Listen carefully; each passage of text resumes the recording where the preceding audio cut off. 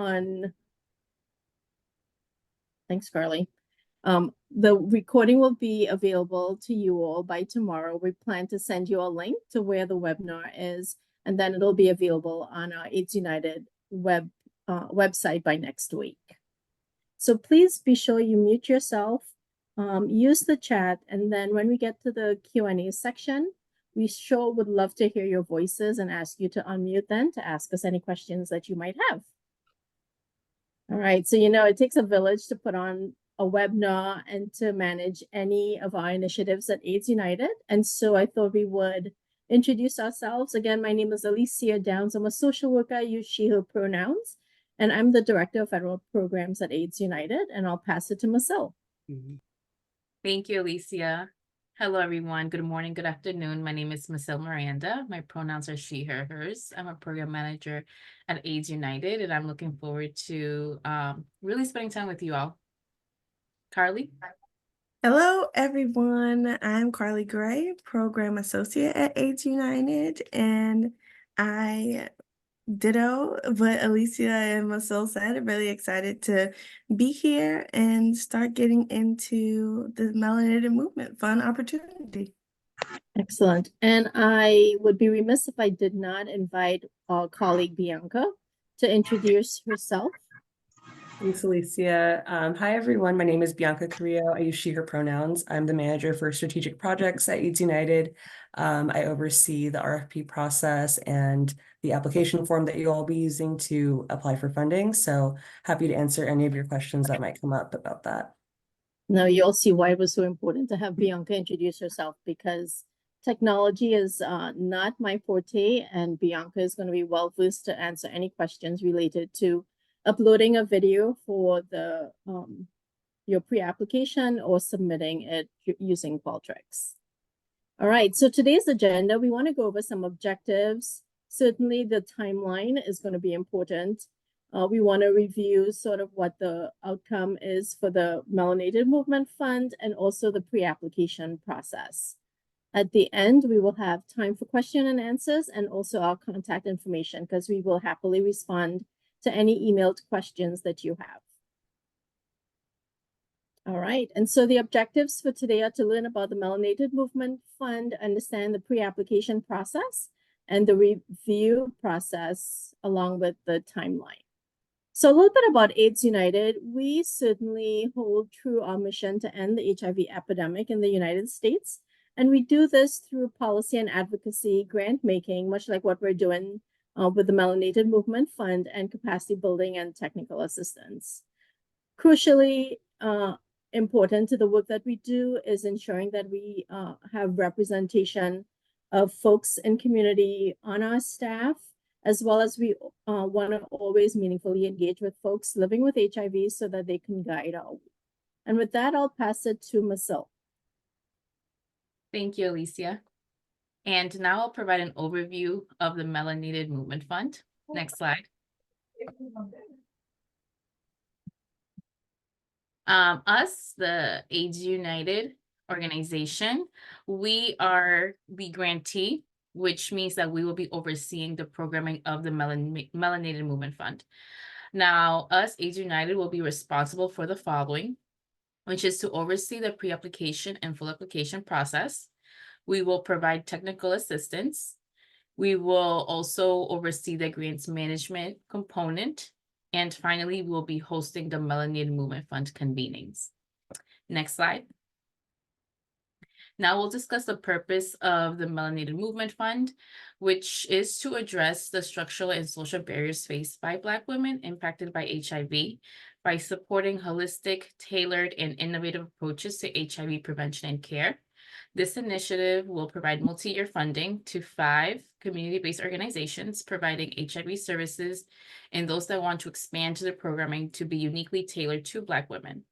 The grantees that will be funded will be supporting the implementation and expanding tailored program to engage Black women in HIV in prevention and or care services in one or more areas, which include arts and advocacy, including cultural relevant media or creative arts to raise HIV awareness and combat stigma, 2, community, which includes peer support groups or interventions that build connections between women, provide education, and improve self-efficacy.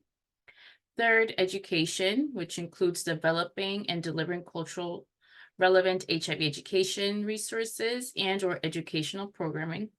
And finally, addressing social determinants of health. This includes housing, food insecurity, transportation, cell phone, and internet connectivity. Next slide. And we just wanted to highlight that the Melanated Movement Fund is part of Gilead's Setting the Pace initiative, and their mission is to increase HIV prevention, health equity, and anti-stigma efforts for cisgender and transgender Black women and girls in the United States by supporting projects that aim to improve the HIV landscape through innovative approaches. Next slide. And now I'll pass it over to Carly. Julio, thank you. So we're going to jump into what this pre-application process is going to look like. The first thing we'll lean into is what we need for eligibility. So we have to make sure that anyone who's applying's organization has acquired that nonprofit status. So with the proper 501c3 status, you'll be able to prove that you are a tax-exempt organization and abide by all the guidelines set forth by the Internal Revenue Service. Additionally, we want to be sure that anyone who is applying is assuming the correct geographic location, which means that the work will be located and performed within the United States, including the District of Columbia, any Native American reservations or tribal lands considered, as well as American Samoan, Guam, the Northern Mariana Islands, Puerto Rico, and the U.S. Virgin Islands.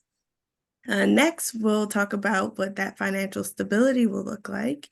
This will include being able to prove good standing, having the ability to operate during the total duration of the grant period, and being able to make sure that this is a viable organization that can be considered and relied on.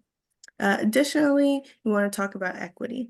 So we recognize that HIV outcomes are significantly impacted by poverty, racism, homophobia, and transphobia, as well as heterosexism and misogyny. As such, we will prioritize funding for organizations led by and serving Black women of all experiences, and focusing on the higher needs areas such as the U.S. South. And another eligibility component will be the grant period. So this echoes what we talked about with financial stability as well. This grant period will be 27 months. So this will be from July 1st, 2024 to September 30th, 2026. And we want to be sure that any organizations applying plan on being able to serve throughout the total grant period. So let's get into some requirements. We will require participation in evaluation. This means being asked to report a significant data collection that can be really impactful for the organizations as well as AU. And so these are numbers related to beneficiaries, demographics, including age, race, and ethnicity, gender identity, HIV status, and sexual orientation. In addition, we seek to utilize that data for things such as storytelling. And we are happy to provide technical assistance to how that data can be collected and utilized going forward. Additionally, we will talk a little bit more about technical assistance on the next page. So an additional requirement will be for you to join us at an all-grantee convening in the fall of 2024 after the beginning of the grant period.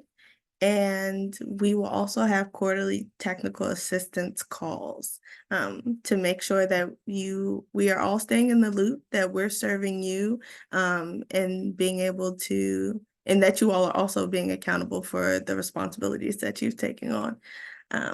And so let's talk about how to apply.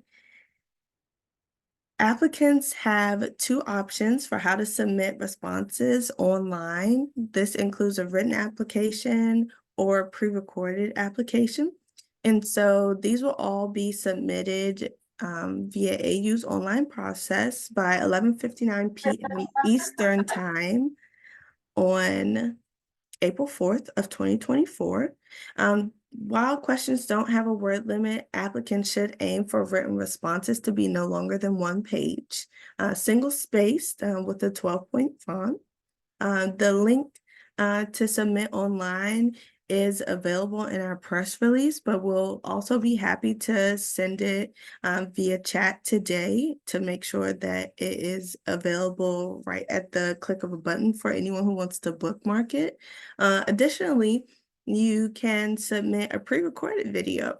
This can be no longer than 15 minutes, so it'll be important to make sure you have what you want to say down packed so that you can give your best go at your pre-recorded video. Those will also be required to be submitted by 11:59 p.m. Eastern Time on April 4th of 2024.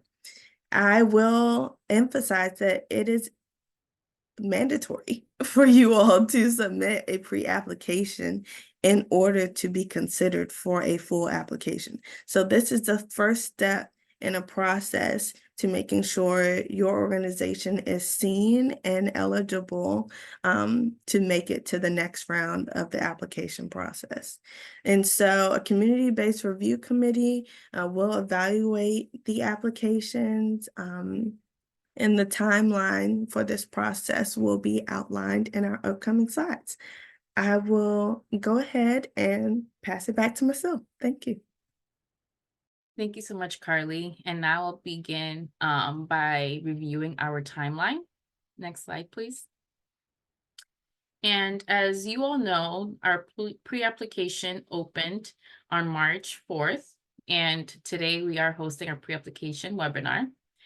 Our pre-application will close April 4th, 2024, and our full application will open on April 11th. We do want to ensure that everyone is aware that us, the program team, will be reviewing applicants who are deemed eligible, and they will be invited to submit a complete application. A full application webinar will be hosted by us on April 24th, and the full application will close on May 16th. And data funding notifications will be on June 21st of this year. Next slide. And here we are going to review our grant cycle. So for year one, it will be from July 1st to December 31st, 2024, in which funded sites will receive $20,000 for that grant period. Year two will be from January 1st to December 31st, 2025. And for that year, funded sites will be awarded $40,000. And year three will be from January 1st to September 30th, 2026. And funded sites will be awarded $30,000 that cycle. Therefore, it would be a total of $90,000 over the course of 27 months, which is, as you can see, approximately a little over 2 years.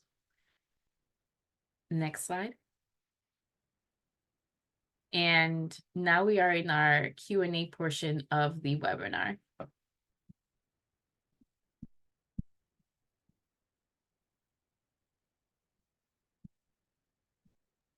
All right, so at this point in time, we'll check the chat to see if there are any questions, and certainly please do unmute and ask us any questions that you may have.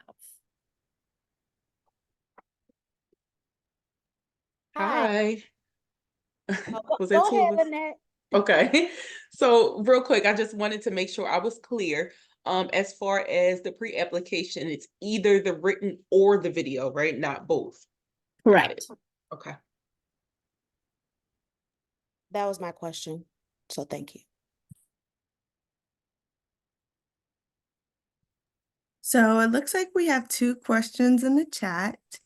There's a request for us to go over the timeline again, and then there is a request to share more about what the video submission process would look like.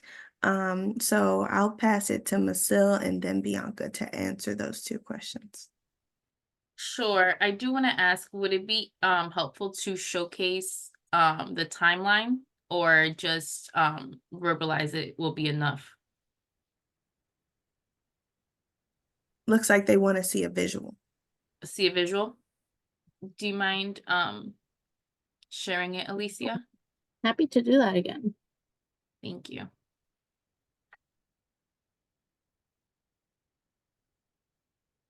My trigger finger closed it, so I'm opening it back up. I will say, is this the timeline for the application process or the timeline for the grant period, or both? Timeline for the application process. Thank you. Thank you. So the pre-application is already opened and can be found in our AIDS United's page. And it will close on April 4th. And what I mentioned earlier is that once we get all those pre-applications, us, the program team, will be reviewing them, and we will pretty much be vetting those that are eligible to continue on to apply for the full application. Those who are invited will receive the notification that the full application has opened on April 11th with a deadline of May 16th. In between that, we will host another webinar similar to this one to further explain details and answer any questions. And then finally, funding notifications will be sent out to those that will be funded on June 21st. Hi, I have a question.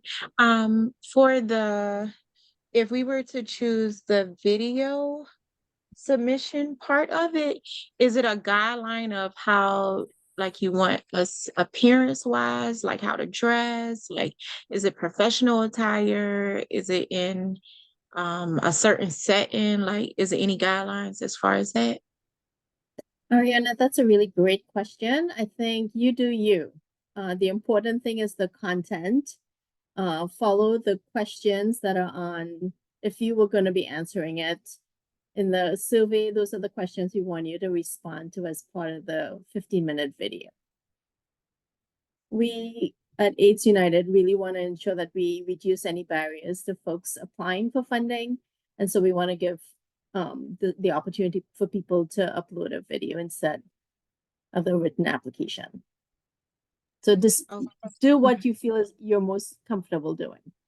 Okay, and then also with the pre-application already being open, I just want to make sure I understand, when we go into that, where is the link within that informational packet that we submit?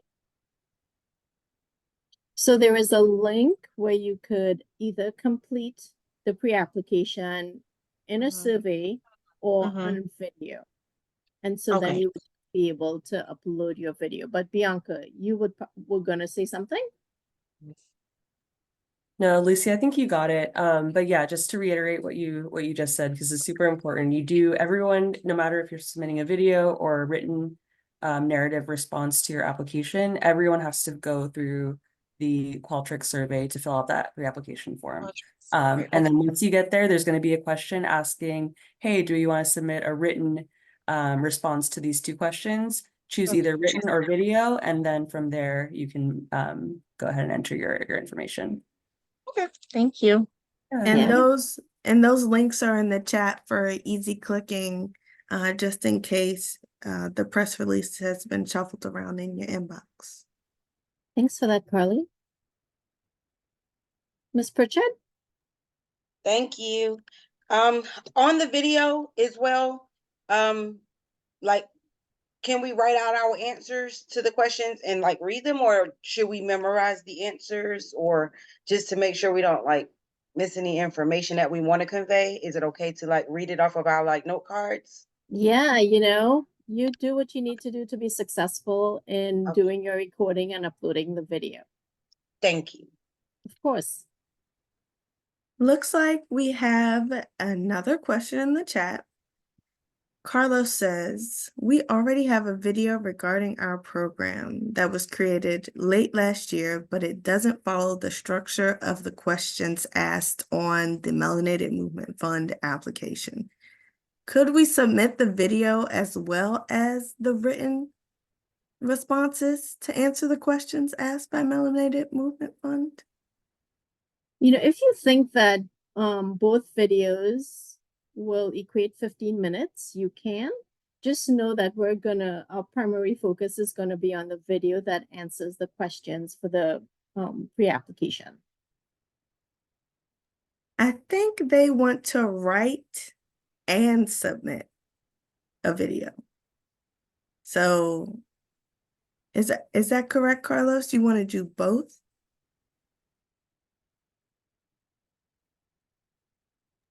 That is actually, I'm not the person who asked the question originally, but that is my question. Whether we can submit both, or whether, and would they both be weighed, you know, in conjunction with each other, or would you basically like really evaluate one versus the other? Yeah, I think that if you could choose one would be the ideal option. Actually, the way, if I can jump in, the way that the survey is structured, you can only choose one, one or the other. Great. Yeah. Thanks for that, Bianca. Thank you. Looks like we have a couple more questions. Adrian says, we are a domestic violence organization. The project we want to propose would include free HIV testing. Is this allowed? Question mark. I think that you can propose anything you'd like as long as it falls into the buckets we've described as part of the Melanated Movement Fund RFP. Thank you. And it looks like we have a question from Jackie. They say, I know it's mentioned that orgs serving high areas of concern, such as the U.S. South, are prioritized. Are there any more specific guidelines on what would qualify as a high concern community? Great question. So I would say that you use your local data to determine your prioritized population and community.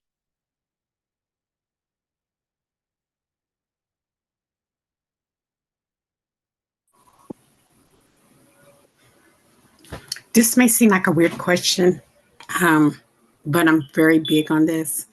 Yes. Are we just really targeting those populations?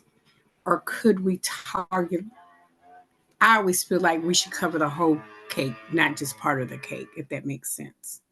Why should we leave areas out of people who may need it? And this is with prevention and having them sustain in their care. So do we just have to stay in the populated areas that you all mentioned, or can we broaden the horizon somewhat? Yeah, great question, Ms. McDaniel. For the purpose of this funding opportunity, we want organizations to serve Black, cis, and trans women in their communities. So does it have to, it could be whether they're positive or non-positive women that we have to serve or can serve? Yes, so in the information that we've shared, there are prevention activities that could be supported with this funding. Thank you. Of course. Thank you, Rita. Genevieve, I see your hand, and I have a couple questions that came up in the meantime. So just hold one moment. Rachel says, how many orgs will be awarded grants through the program? Is it encouraged to collaborate with other organizations? Yeah, great question. So 5 organizations will be funded for the life of this initiative. Partnerships, collaborations are always a great thing because sometimes we can't do it all. So you decide what you need to do for your community, whether it is engaging with other partners. Put it in your story. You're telling us a story about why your organization and your community needs this funding. Thank you. Lana asks, can you repeat the definitions and criteria for programs that focus on community or social determinants of health? Lana, are you referring to the eligibility or requirements, or I'm referring to, there had just been like a section in the beginning that was just talking about like what the what we could be focusing on. And so my organization focuses primarily on health, but I wanted to sort of clarify what you guys were filing under social determinants of health. So this is, yep, that one. Yes. Carly, you want to take it? Or Marcel? I can take it. So there is a lot more information, the pre-application link that you can find in the chat. There's a lot more information and with a better definition. But in summary, for us addressing social determinants of health, we're including all that encompasses within that bucket, and we did highlight housing, food insecurity, transportation insecurity, support with cell phones and internet connectivity.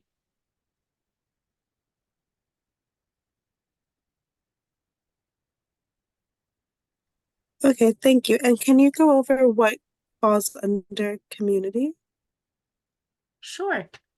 Under community, we are including peer support groups, interventions that build connections between women, groups providing education, and ways to improve self-efficacy.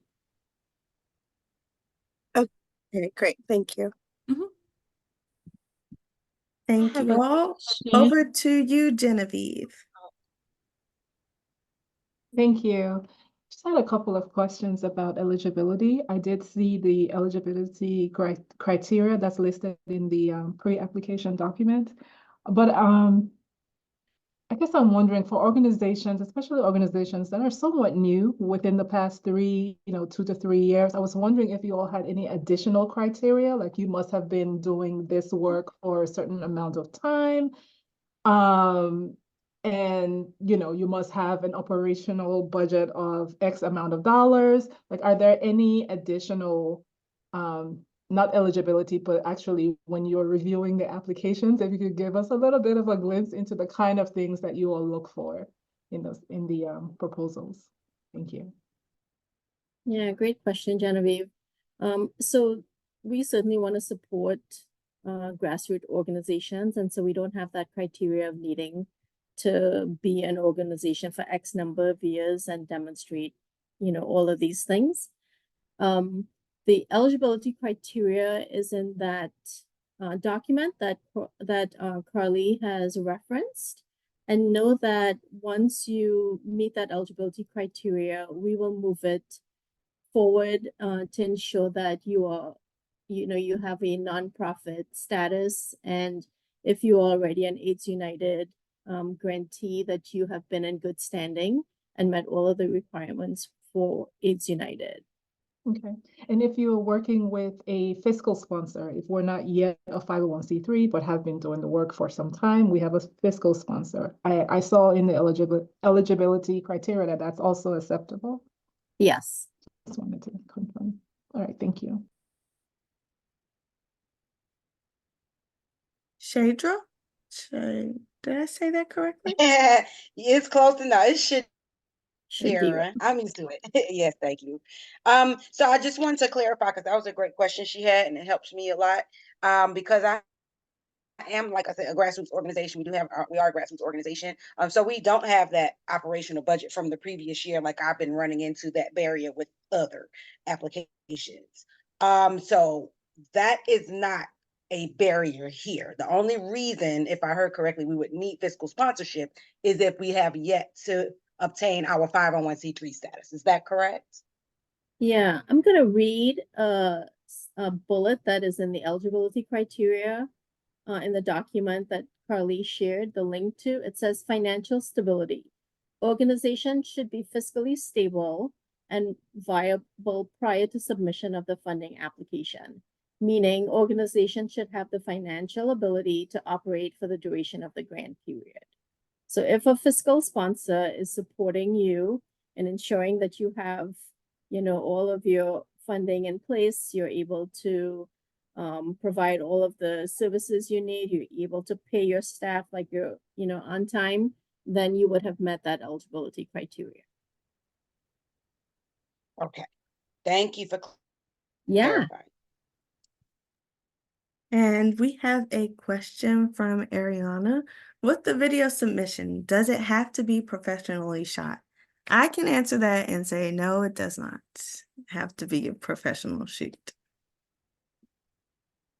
We are not, judging on the quality of the camera footage and things like that. It's all about the content and the story that you want to tell and making sure that it's impactful and of course meets all the requirements listed.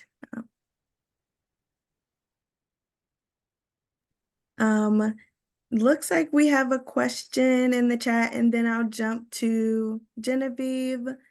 Says, do you require submission of financial documents from the organization? So I think that once you've been invited to submit a complete application, all of that information will be provided as to what you need to submit. We will also go over that in the webinar that we'll be hosting April 24th.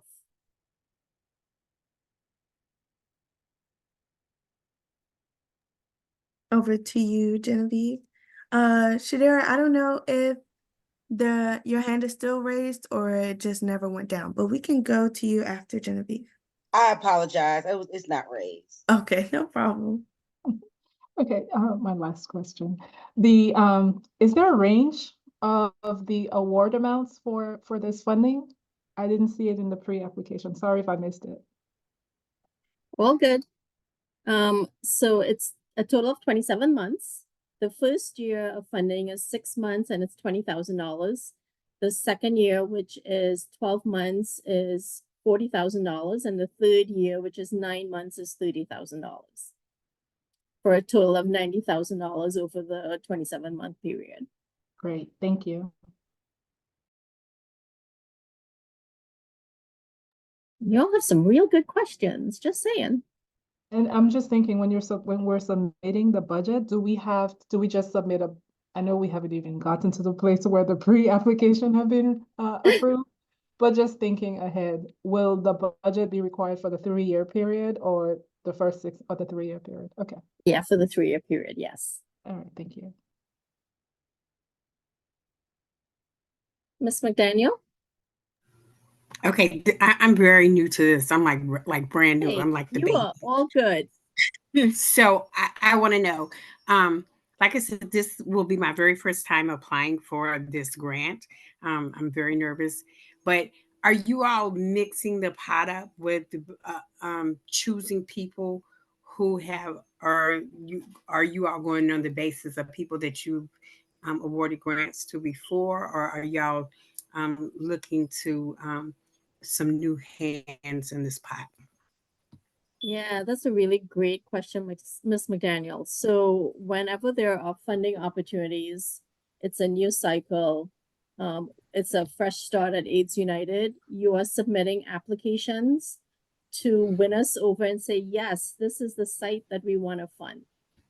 So it's all on you. Thank you.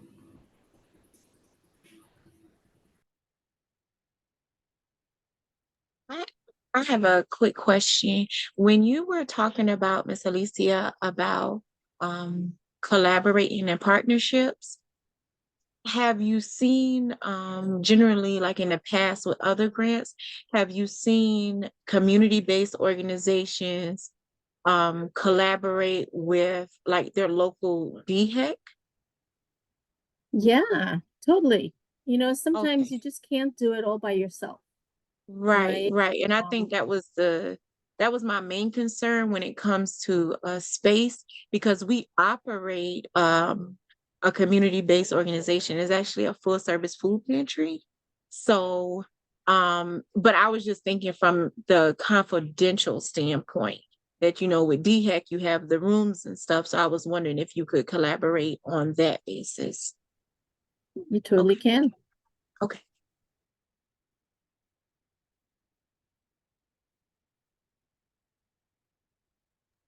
I know we had some people join once the presentation was over, maybe jumped in during the Q&A or the last few slides. So if anyone has any questions regarding what was there previously, feel free to ask. Also, we will have this recording available on the AU site next week. And if you reach out to us and want an initial access to this recording, we can do that too at our Movement at AIDS United email, which I'll also drop in the chat. That is also where you can contact us with any other questions you may have that may not come up right now. So just making space once again for anyone to ask any questions that is at the top of their mind. I don't have any additional questions, but I just wanted to thank you all for this, first of all. And I have to run to another meeting, but one of my executive board members is here to fill in any gaps I might have. So thank you all so much. Thanks.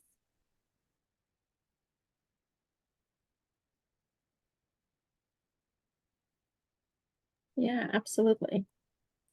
So with these grants, do you normally, like with it coming from a larger organization, as far as demographic wise, do you normally see a lot of organizations apply from rural areas?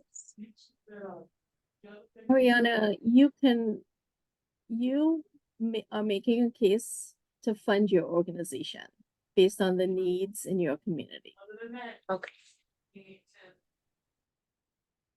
We fund anybody who says that there is a need, honestly, whether you're in a rural community, an urban city. We want to make sure that we're addressing the needs of communities. We want to support grassroots organizations. And remember that this particular initiative is about trying to support organizations that are led by Black folks and are serving Black folks in community.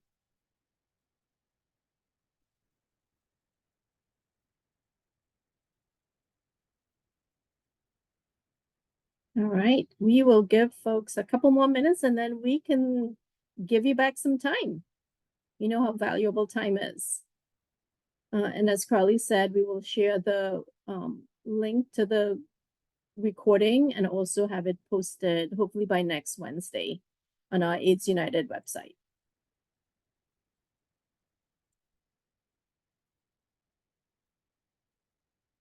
Good luck. We know you all will write and upload amazing videos so that we can send you an invitation to apply for the full funding. Yep. Make sure you submit on time and written or video. So decide what you want to do. You can write out your answers via your own notebook or anything like that and then record, or you can just submit the written responses. It's up to you, and don't put too much pressure on the aesthetic of it. Excuse me, I have a quick question. Can more than one person do the video? Sure. Did you shake your head? Yes. Okay. All right. Yes. That's what I wanted to know. Thank you.